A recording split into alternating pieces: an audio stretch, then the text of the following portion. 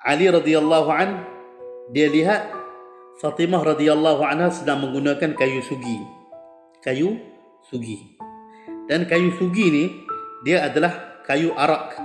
Kayu arak, akar kayu arak. Jadi bila Sayyidina Ali tengok, Sayyidina Ali cemburu. Dan Sayyidina Ali pun kata, "Hazita bisaghriha ya'ud al-araki. Ama takhafu ya'ud al-araki araka? Law kunta min ahli al-qital qataltuka. Ma faza minni ya siwaku siwaka." Sayyidina Ali kata, "Hazita bisaghriha." Waalaikumsalam warahmatullahi. Hazita bisaghriha. Alangkah beruntungnya kamu dengan memasuki lubang, yakni memasuki mulutnya, mulut Fatimah. Wahai kayu sugi, wahai kayu arak, alangkah beruntungnya kamu. Ama takhafu, adakah kamu tak takut? Ya'ud al-araki, wahai kayu arak, araka, aku sedang melihat kamu tak takut ke?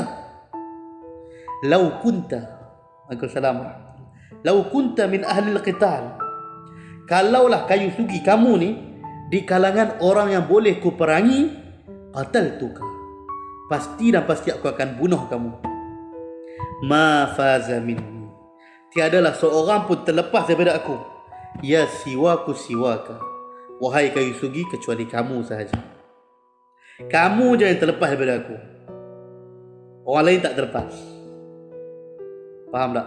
Jadi tuan-tuan cuba bayangkan, baru kayu sugi yang Fatimah radhiyallahu anha guna dah menyebabkan Sayyidina Ali radhiyallahu anhu begitu rasa marah, rasa tak senang, sampai nak bunuh dia.